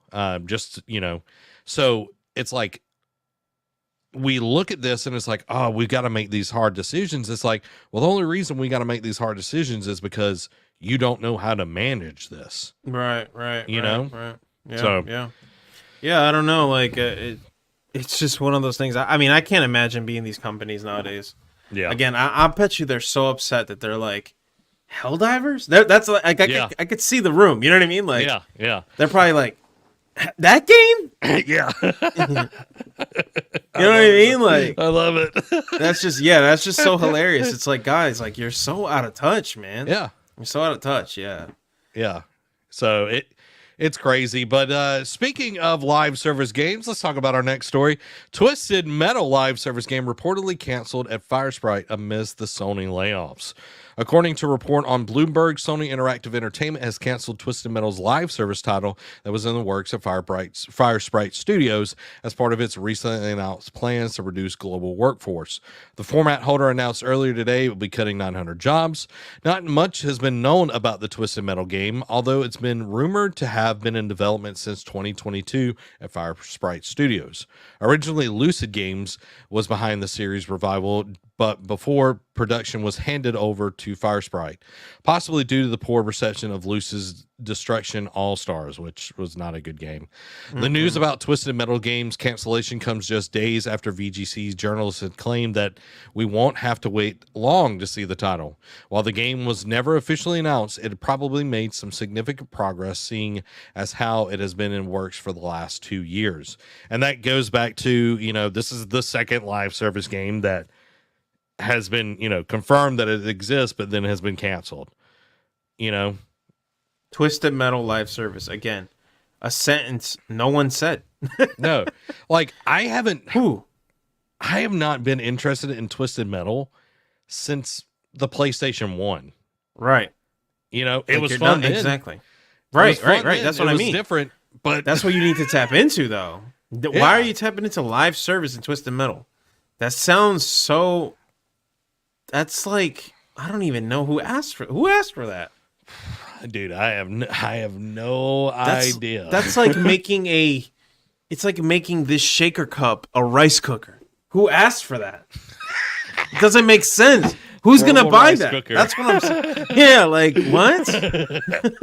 Like, it would be microtransaction to death. It's like, oh, you want a machine gun on your right side? Yeah, 500 credits, and it's like, what? Yeah, that's exactly what they'll do because no one would buy it. Yeah, no one would invest in that. Like, they would try it and then leave. Like, no one wanted that. Yeah, but if you made like, I know the series is well received. Apparently, people really like the TV show. So if they tap into that, maybe a little bit, maybe do a little like narrative driven, good gameplay kind of game. Hey. It could. I think it could do something good, but I don't know what they're doing. Yeah, I don't know. Yeah. I don't get these decisions, man. Welcome, Alexander. We hope that you're doing well today. Welcome to the stream. Appreciate you, man. But yeah, like to your point, it's like, what are you doing? What are you doing with the series? They just making anything over there. Like, Sony, calm down, man. Yeah. I don't know. But let's jump into the PlayStation quickies. Departing Jim Ryan has some words for his successor. Never forget that we're an entertainment company. Good job, Jim. I'm happy retirement. That's all I got to say for Jim Ryan. PS5 Pro specs already in possession for first party and second parties, according to Colin Moriarty. PlayStation says demand for the PlayStation Portal has continued to exceed our expectations. Sony confirms it is testing PlayStation VR 2 compatibility with PC for 2024 launch, which I think would be a breath of fresh air for the PlayStation VR 2, because right now it is stranded and it is way too expensive for it to be just, you have to have a PlayStation 5 and pay $600 to get the headset as well. So that would be nice. Rebellion unleashes Undead Mayhem on PlayStation VR 2 in 2024 with the Zombie Army VR. PlayStation Plus Essential Games for March have been announced. F1 23 is on PlayStation 5 and PlayStation 4. Hello Neighbor 2 for the PlayStation 5 and PlayStation 4. Sifu for the PlayStation 5 and PS4, which if y'all have not played Sifu, go play it. It's great. Good game, yeah. Destiny 2 The Witch King for the PlayStation 5 and PS4. Lucid Games helped Rare bring Sea of Thieves to the PlayStation 5. Sea of Thieves PlayStation 5 allows linked PlayStation and Microsoft accounts for cross-platform friend invites and more. Foam Stars Season 2 has been announced for Yugi, and it will be March 9th. Brings new missions and co-op guy Foam Stars. I know, like, Yugi's literally foaming at the mouth right now. He plays this every day, guys. Y'all don't know it. He hides his activity because he's a raving Foam Star fan. Foam Star Season 2. Yep. That sounds like a joke, like by itself. Oh my gosh. Tell me a good joke. Foam Star Season 2. Foam Star Season 2. Yeah. Rise of the Ronin will feature 4-player online co-op for the game's main story missions. Ooh. That's piqued my interest a little bit there. Pretty good. 4-player online co-op for the game's main story. Okay. You know, what would be dope? If Dragon's Dogma would get some co-op in there, because, man. Oh, that's what I thought it was, man. I know, man. Too bad. Too bad. Yeah. Helldivers 2 servers handle all players over the weekend without problems. Dev now returns to original plan. Good on them. Oh, man. Yeah. I'm glad. They deserve it. Yeah. Gran Turismo 7 is closing the gap on Gran Turismo 3 A-Spec to become the highest earning game in the franchise. Spider-Man actor Yuri Lowenthal says, I don't think that's the last we're going to see Peter. Let's hope not. Yeah, for real. Insomniac released a statement on Layoffs saying there are no sufficient words to express our feelings. And Neil Druckmann wants to work on smaller, more low-key projects as AAA games are becoming too much for him. It takes a lot out of you, which I totally understand. Yeah, fair. You know, it's one of those things. It's like you're literally away from your family like all the time to work on one of these games, you know. Yeah. And he's also been working on the TV show, The Last of Us TV show, and everything. So I can definitely see he's been a busy bee. Yeah, and going from Uncharted to Last of Us, back to Uncharted to Last of Us 2 to the show, like I'd be tired too. I'd be tired too. Yeah, fair enough. Yeah, so good on you, Neil. And I'm glad that more Spider-Man. I like Yuri Lowenthal, which he's in Helldivers too. Did you know that? Yeah. He's voice 2 or something like that. Yeah. Talented guy. Yeah, he's great. Perfect voice for Peter. It better not be the last we see of him, because the way that it ended had a lot of people thinking that. And you're disrespecting the character. Don't get me started on that rant. Yeah.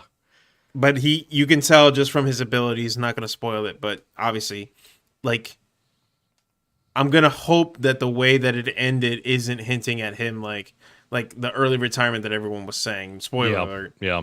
I'm hoping, that because obviously he plays a major role because of what he has now. Obviously. You can't just pull him out after what just happened at the end of 2. You know what I mean? So yeah.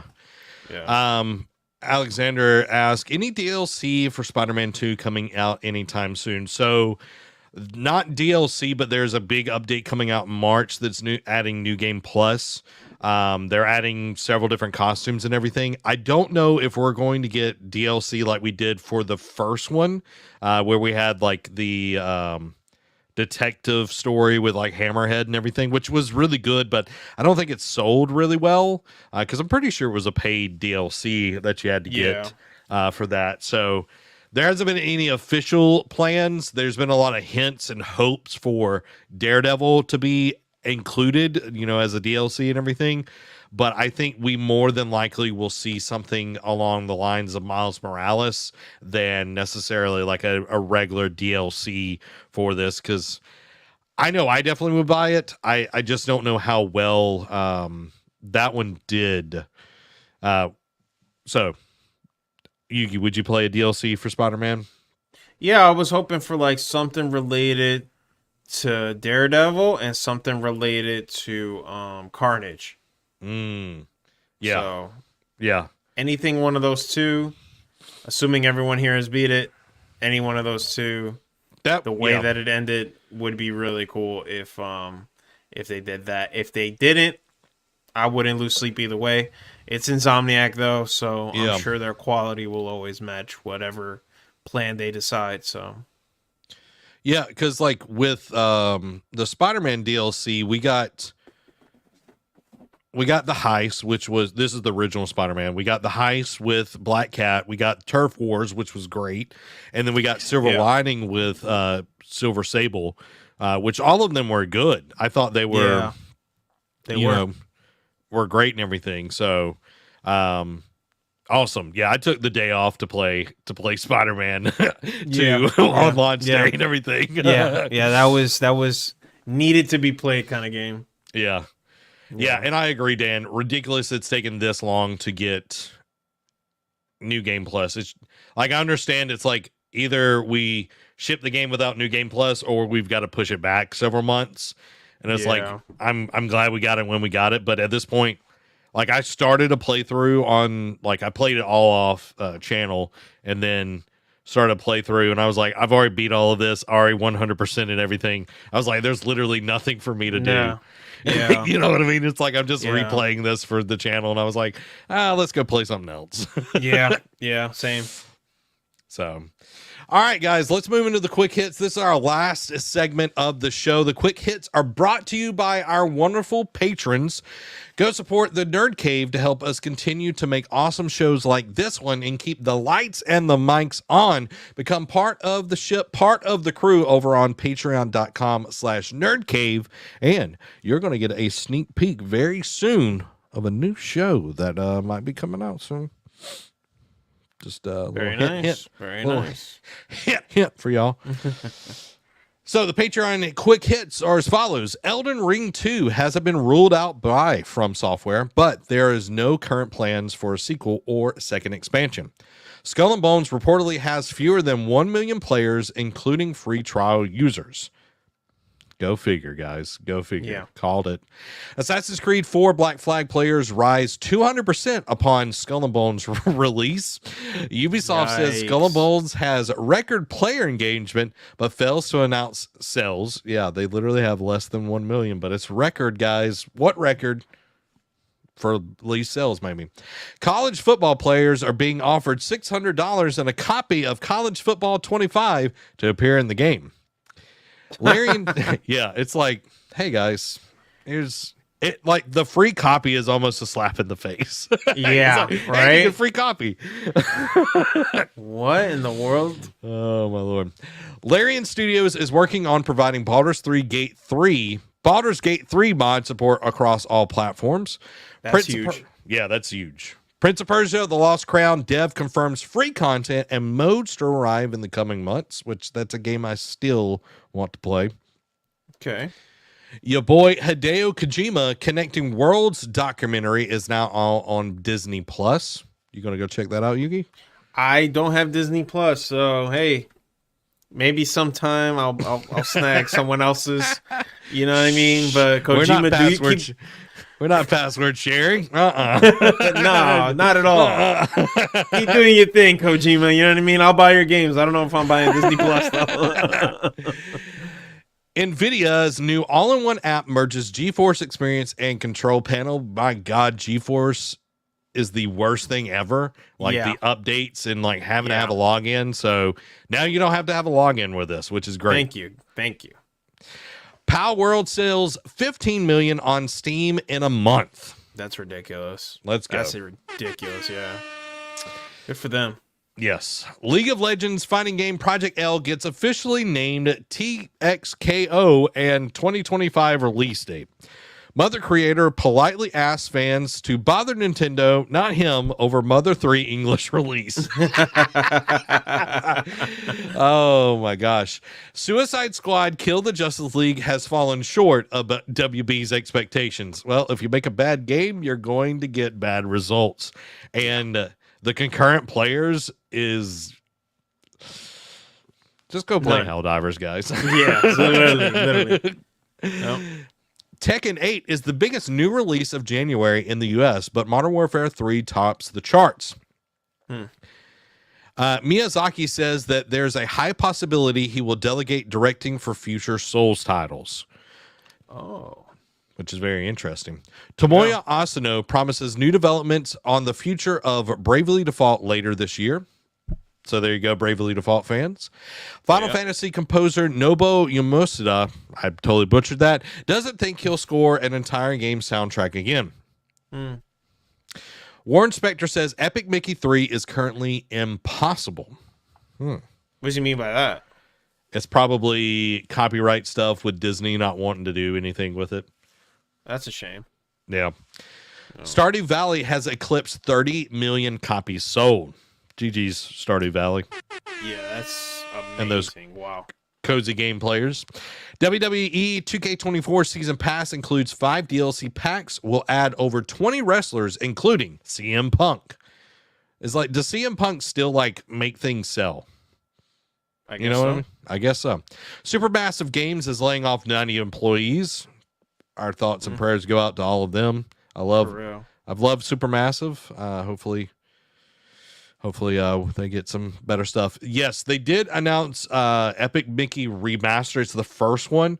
I don't know how that's coming about and not the third one, but I don't think they're going to go past what they've already. It's just a remaster, essentially. So yeah. So, Deck 9, the devs behind Life is Strange True Colors, announces it's laying off 24% of its staff. Tekken 8, upcoming Tekken Shop to include free and paid content, will be updated monthly. Multiverse Return could be happening soon, suggests promotion in McDonald's Australia. It's like, just let it die. Like, you've already killed it once, you know? That's funny, man. You can get a nice little Tom and Jerry cosmetic with your McChicken, man.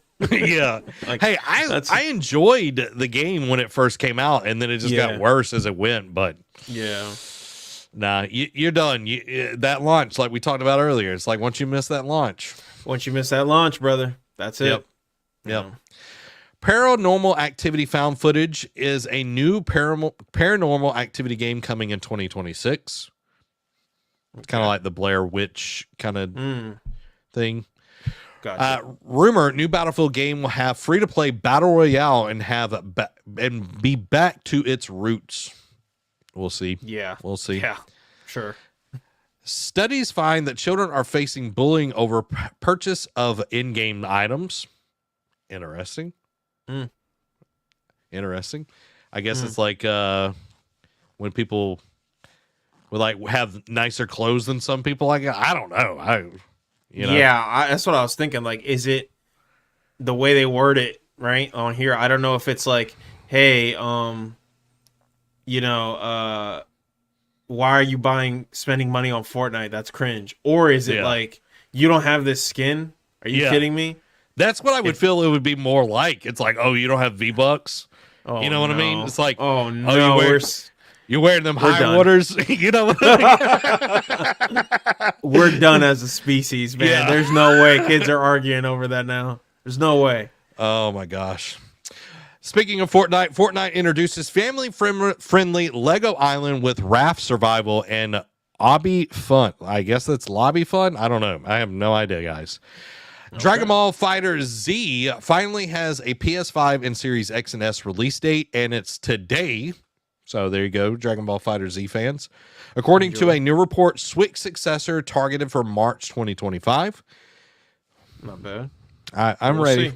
I'm ready. Disney Dreamlight Valley adds Monster Inc. with new update. Rockstar Game institutes a 5-day work week and to return to office mandate as GTA 6 development wraps up, which I think after all the leaks, they're like, yeah, you got to come into office. Yeah. We ain't playing no more. We'll kill you. Like, yeah. Persona 3 Reloaded looks like it's getting a FES expansion after all. You got any, what does that mean? I don't play Reloaded. Okay, so I don't know if you plan on playing it. I won't say too much to avoid. Okay, so I'll just say it. I guess spoiler alert for those of you who haven't played Persona 3 fully yet. The story continues in FES of Persona 3. So there's the conclusion of it, and then there was a second part, and it was a continuation of it, kind of like what they're doing with like Final Fantasy. Okay. Like Final Fantasy 7, yeah, like that. Yeah. All right. That's cool. Yeah. And then lastly, Remedy gets full rights to Control series from 505 Games. Let's go, Remedy. Let's go. Give me Max Payne. We need it. I need Max Payne. I do too. Give me Max Payne. Yes. Let's grab some of these questions. Alex popping in these good questions up in here. Alex says, what's this news about a new video game crash like it happened in 1983? Other YouTubers have been talking about it. So a lot of it is coming from all the layoffs. We kind of talked about a lot of this during the episode and everything, but a lot of it's coming from the massive amount of layoffs. We've had 10,000 last year. We've had 8,000 so far this year. So that is where a lot of this is coming from. And people are wanting to see more and more shareholders wise are wanting to see more and more profits. So I think we're, like I said earlier, we're going to get smaller games. Our games are going to start costing more, which are already $70. So it's like, what can you do? I think crunch is going to come back into play big time in the gaming industry. It's like we've got less staff, but we've still got to do the same sort of quality. So we're going to see crunch come back in some sort of way. So it's kind of stinks. Yeah, it does. Yeah, we're gonna have to see how they handle that. But yeah. He also asks, why don't sports games just release yearly DLC roster updates instead of paying $60 to $100 every year for the new games? Well, you answered your question right there. The $60 to $100. That's why. Would more people? They can charge you for that.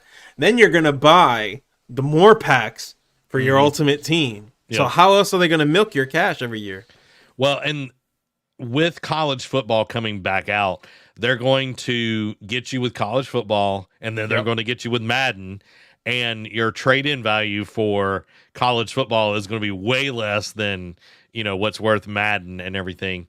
But I did like back in the day, I did like that you could have like your player from college football do all 4 years and then transfer him over to Madden back in the day. I don't know if they're going to do that again, but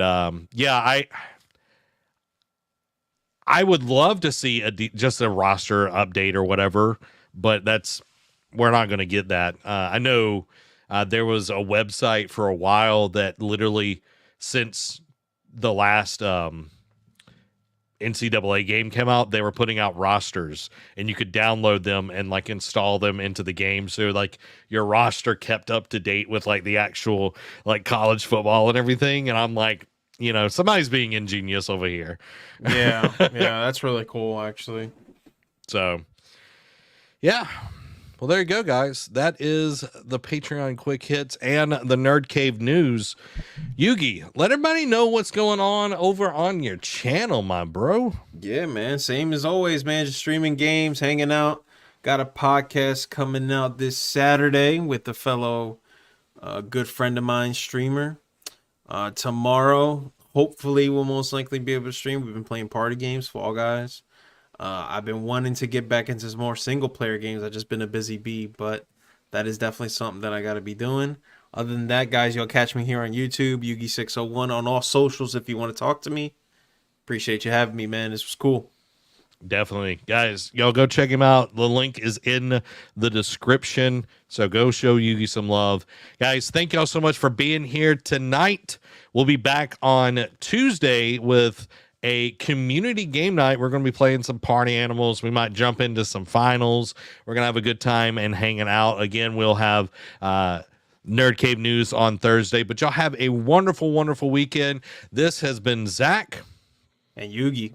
Y'all have a blessed week. Boy.